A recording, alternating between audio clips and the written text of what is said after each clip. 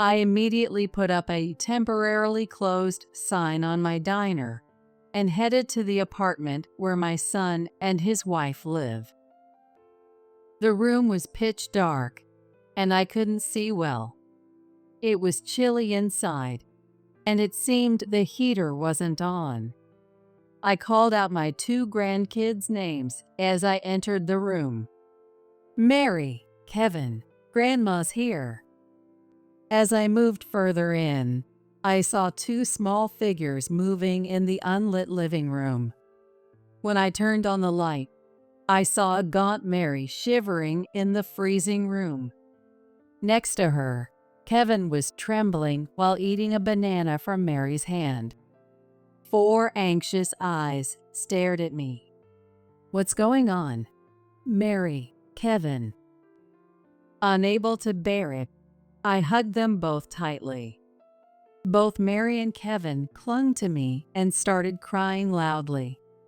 Their tiny hands gripped my body tightly. I could only imagine how scared and lonely they must have been. Their mom collapsed and never returned from the hospital. Thinking about their feelings made my heart ache. Their dad, John, was not there. When I called to ask where he was, he laughed and said, "We're on a family trip to Hawaii. We'll be back tomorrow." "I see. Be safe." I hung up the phone. When he returned home later, he witnessed an unbelievable scene. "My name is Diana. I run a small diner and was busy with lunch today. This diner, tomorrow, was passed down from my husband's parents. Welcome. I'll get a table ready for you." Running the place by myself makes it hard to keep things moving. Regular customers reassure me not to worry when they see me flustered.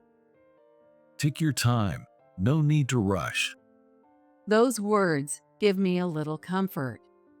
Some regulars have been coming since my husband's parents' time, and others are new, living or working nearby. I love the bustling atmosphere when customers enjoy the food and chat. When someone says the food is delicious, I do a mental fist pump. I used to run the place with my husband. People can't feel good if they're hungry. So we make food that lifts their spirits. That was his favorite saying. We enjoyed coming up with the menu together, counting the money at the register, and rearranging the seating. It was fun to come up with various ideas and improvements. These days continued until our son, John, was in high school. But when John was in his second year of high school, my husband passed away in an accident. It was a tough time, and I considered closing the diner. John was preparing for college and couldn't help with the diner. I didn't think I could manage alone. During that time, one of the regular customers saw me in town and said, "We're waiting for you." That smile gave me the strength to try running the place by myself again. "Don't worry, it'll work out somehow." I consulted with my friends and in-laws, and we scaled down the business to a manageable size. 3 months after my husband's death, Tomorrow reopened. John successfully passed his college entrance exams and got into his first choice school. "I want to live on my own because it's far from home." "Sure, that's okay. Let's go check out some places." I tried to accommodate John's requests as much as possible. Both my husband and I were always busy with the diner, so we didn't have much time for John when he was young. The diner was thriving, so we couldn't neglect it. Even after closing, my husband would stay to prepare for the next day. I would go home, make dinner, and spend time with John while waiting for my husband to return. Is Dad working again today? I still remember little John asking that every night. The sad look on his face is still etched in my mind. I wished we could have had family dinners together more often, but it only happened once or twice. I felt guilty for having made John feel lonely for so long. I want you to learn what you want and find your path, John. Give it your all. I told him this before he moved out for college. John just nodded slightly. He said nothing more. Even after he started living on his own, I continued running the small diner by myself. We had enough savings for his college tuition, so we didn't need scholarships. Those 4 years of his college life flew by. During that time, I kept the diner running on my own. After graduating, John got a job and started working as an adult.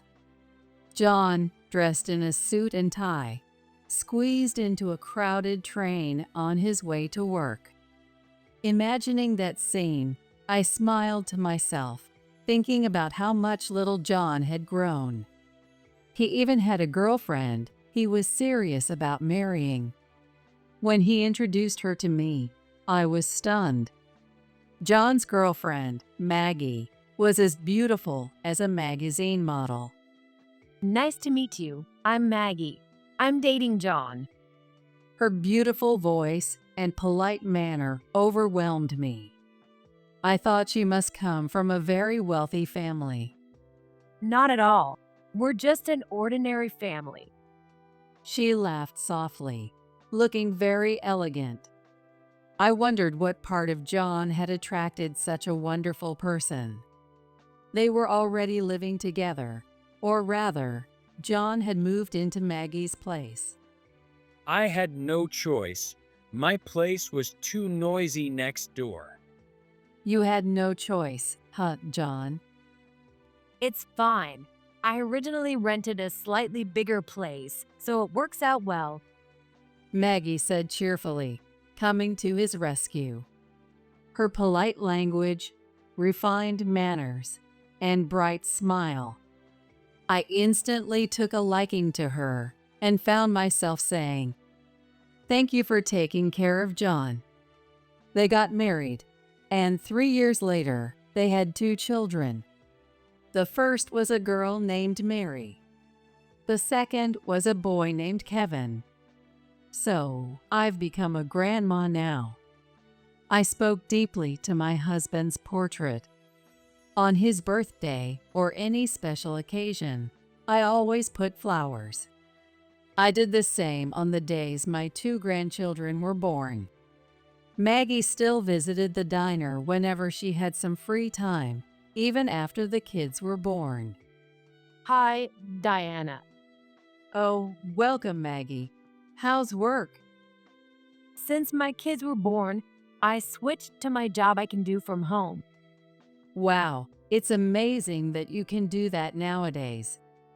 I looked back and forth between little Mary and Kevin with admiration. Even these little ones will grow up and eventually become independent like John. Thinking about it, children seem so mysterious, and I couldn't help but stare at them more intently. As the seasons passed, my 2 grandchildren continued to grow. As more wrinkles appeared on my face, Mary eventually started elementary school. Mary, how old are you now? One day, I asked Mary when she visited the diner. I'm 6 now, and I'll be 7 on my next birthday. Her response was so proper that she didn't seem like a first grader. She must take after her mom. Maggie said Mary was also great at taking care of her little brother, which was a big help. They don't fight and get along very well. She said this with a proud smile on her face. Everything seemed to be going smoothly, and the future looked bright, but that wasn't entirely the case. I had one concern. It was about John. He had a personality that couldn't stick with a job for long, even after getting hired. He quit the company he joined right after graduating from college in less than 6 months. There were too many tasks, and the pay wasn't worth it. After that, he got another job at a different company. But he quit this one as well in less than 3 months. I can't do what I want, and I can't stand not having remote work. You can't keep changing jobs so often. You'll never settle down. It's not my fault. It's the bad economy. Whenever something didn't suit him, he'd complain and quit. Seeing him like this, I shrugged my shoulders. If you're not working, you should at least help take care of Mary and Kevin. What? No way. That's Maggie's job, not mine. It was Maggie who was supporting the household in place of John. While talking to me, John was glued to his smartphone. I wondered what he was so engrossed in. Oh, Mom, look at this. I'm into food blogging and post on social media. He showed me his phone, displaying numerous photos of various dishes. There were photos of delicious-looking burgers, steaks, pizzas, and large meal sets. He talked about the number of followers and likes, but I had no idea what he was talking about. Instead of playing around like that, why don't you get a real job? It's not playing. I'm serious. I'm aiming to be an influencer. What's that? Never mind, just follow me and like my posts.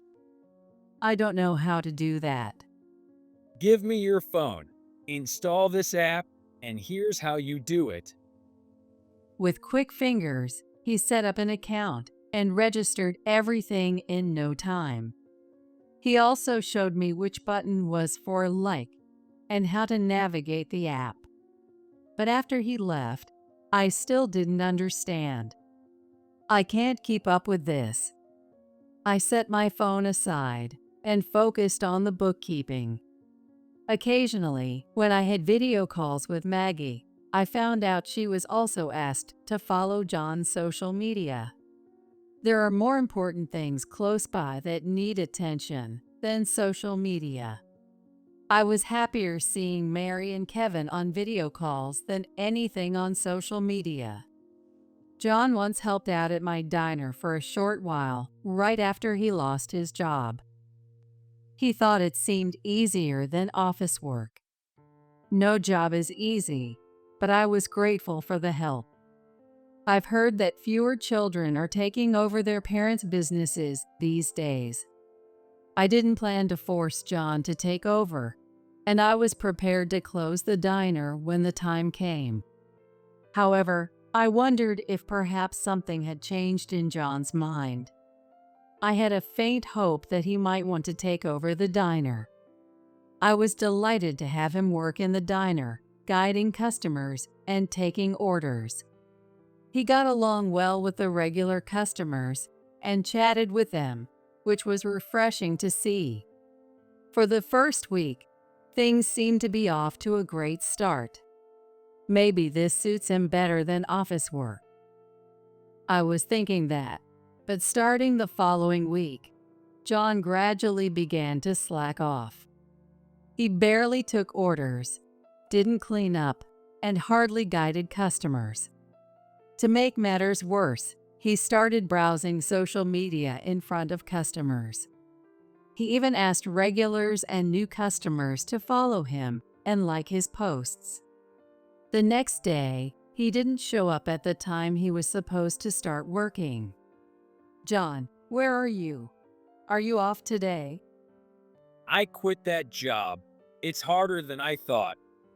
After that, he stopped answering my calls, and I was back to running the diner alone. John stopped coming to the diner in less than 10 days.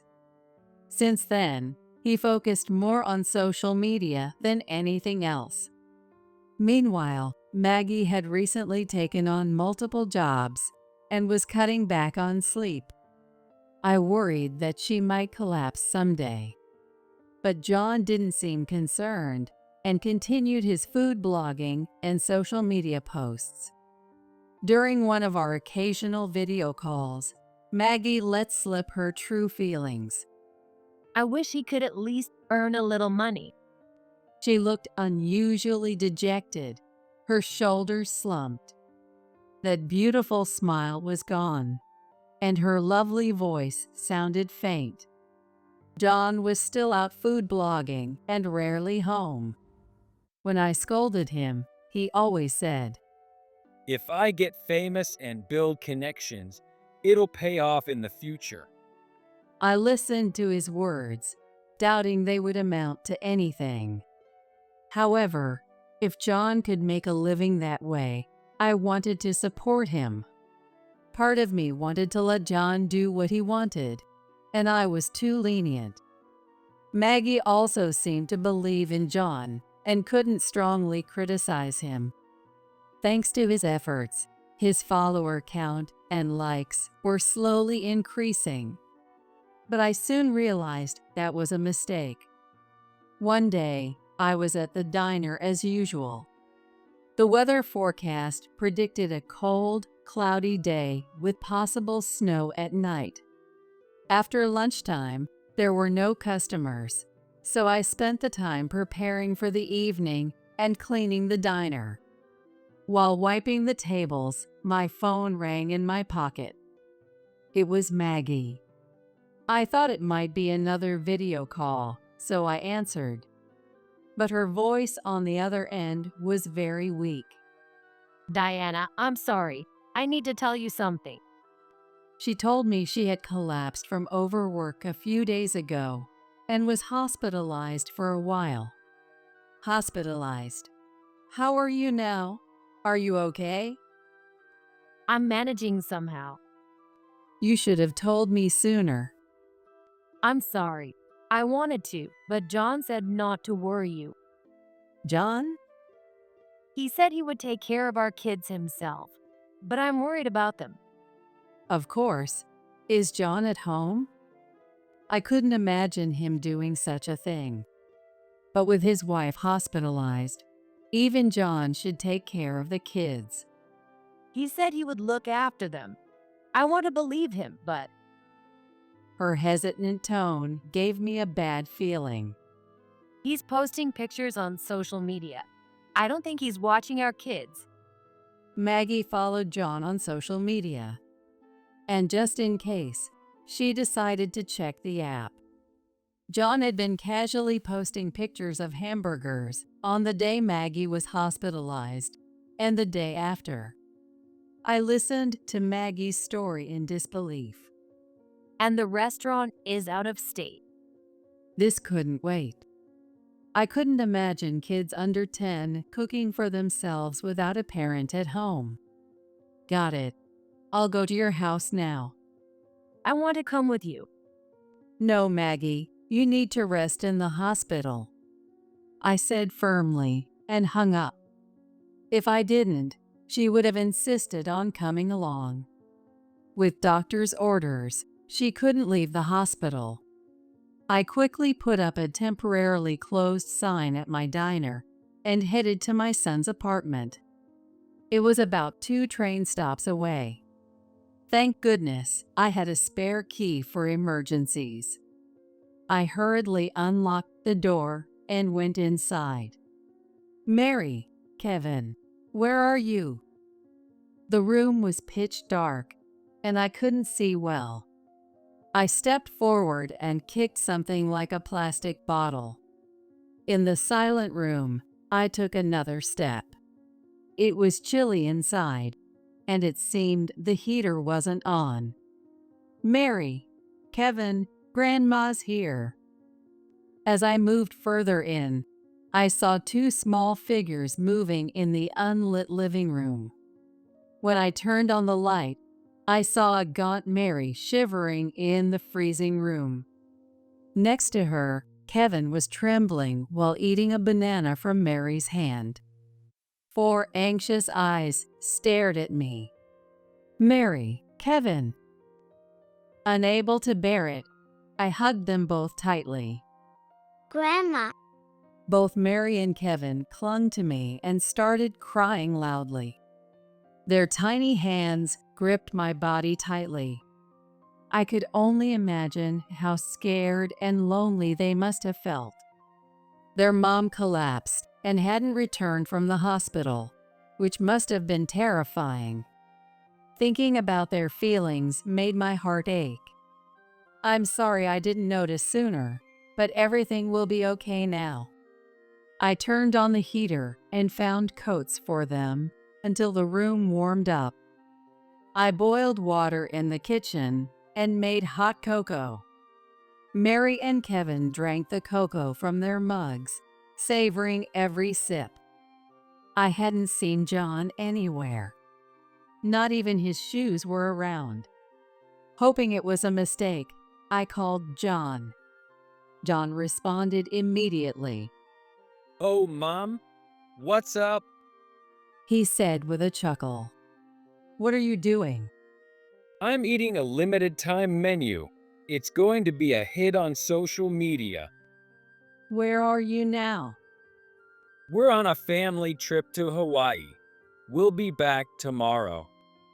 I could hear the noise of a bustling place in the background. He was definitely at a tourist spot.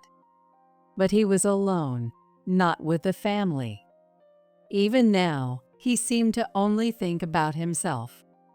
He couldn't protect Maggie or Mary and Kevin. I knew I had to protect them myself. I tried to remain calm despite my anger boiling inside. I see. Be safe. Huh? Oh, right, and the souvenirs. I hung up before he could finish. He had also hidden the fact that Maggie was hospitalized. And he had left the kids alone just to eat a limited time dish. When I asked Mary, it turned out John had lied about going to work. I knew it. Mom overworked and collapsed, right? She understood, in her own way, why her mom had collapsed. Even if she didn't know the word overwork, she knew it was from working too hard. How could John not understand what even a child could grasp? Mom always looked unwell. So I was feeding Kevin something from the fridge. What about you, Mary? Did you eat anything? No, I held back. She shook her head. Her cheeks sunken and far too skinny for an elementary school kid. She must have gone without food for days while her parents were absent. I haven't been to school. I want to see everyone, but I thought I should wait for Dad to come back. Mary's eyes welled up again. You've been very brave, Mary. I decided to stay at their apartment that night. I wanted to cook a meal for them, but the fridge was empty. I couldn't make an omelet with just ketchup. Well, we'll have to eat out. What do you two want to eat? They were so hungry they couldn't stop naming dishes. We ended up at a casual diner, eating hamburgers, omelets, and parfaits. Seeing their smiles made me feel relieved. People can't be happy on an empty stomach. I remembered my husband's words.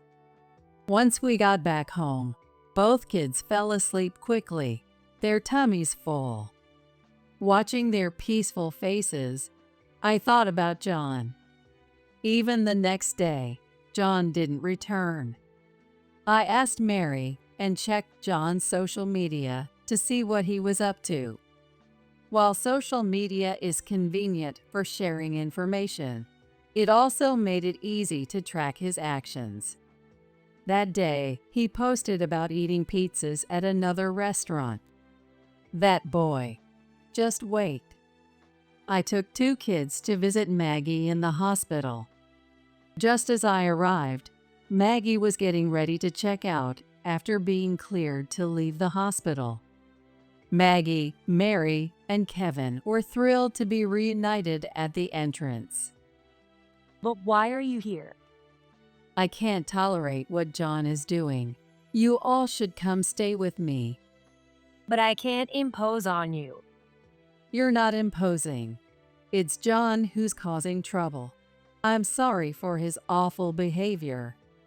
I then whispered a plan to her. Maggie was momentarily surprised, but then decided to take action. John finally returned a week after he said he would. But the house was completely empty. What's going on? He even posted about it on social media, treating it as a joke. Minutes after his post, he showed up at my diner. Hey, Mom. Listen, Maggie and the kids. He started talking as if he couldn't believe it. When I got home, nobody was there and everything was gone. So? It was lunchtime, and the diner was full of regulars. John, looking for sympathy, started sharing his story with them.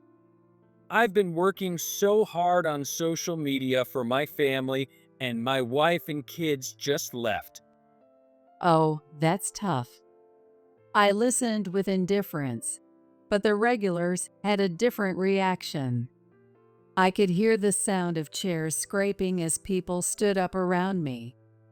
Then, slowly and quietly, they began to close in on John. Isn't it terrible? Right, everyone? Still not understanding the situation, John continued to provoke. You're the guy who calls himself Johnny on social media, right? Yeah. Are you a fan? Thanks for following me. Not a chance. You practically forced us to follow you. What? Other customers nodded in agreement. I keep receiving notifications, so I looked at your posts and found that you treat the food poorly. Did I do that?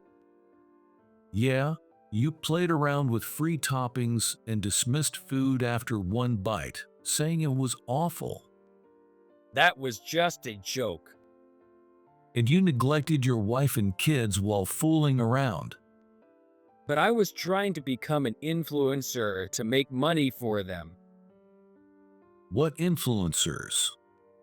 The regular customer blushed red and scolded John. Others joined in, and the diner was filled with shouts of disapproval. I had explained the situation to the regulars before John arrived. Maggie had canceled the apartment lease right after being discharged from the hospital. And now she is living with me along with Mary and Kevin. Because John had neglected his family, focusing only on his social media. Moreover, he was solely focused on increasing his followers and likes on social media. When I told the regulars about everything, they were furious, having seen John's actions online. One regular said, "I'll give him a piece of my mind," and called others to join in. Unaware of all this, John continued posting on social media. Stop it. It's not my fault. Help me. Crying, John was pushed out of the diner by the angry regulars. Never show your face here again. John was harshly scolded by the regulars and fled, screaming. After that, he disappeared. A few weeks passed. The weather forecast mentioned preparing for pollen as spring approaches. I've been feeling a bit itchy in my nose lately, probably because of that. Maggie, who suffers from hay fever, complained about her nonstop runny nose. I noticed more regulars wearing masks too. Thinking about John, I remembered that he didn't have hay fever, as far as I knew. His whereabouts were unknown. He had been urging his friends to follow him on social media in his quest for fame. But that backfired. Since that day, His social media account had been flooded with negative comments from followers who knew the situation. Of course, his identity was exposed, and he probably won't return to this town. It's karma for disrespecting food. I continued running my diner while living with Maggie and my 2 grandchildren. We recently created a website for the diner, Tomorrow, allowing customers to make reservations via smartphone. Maggie, who works in web design, handled it effortlessly. The website featured our menu and the spirit of the diner inherited from my husband's parents, as well as information about my husband. I never got to meet John's dad, but through these stories, I feel like I know him. It's a wonderful website. Thank you, Maggie. Her contributions didn't stop there.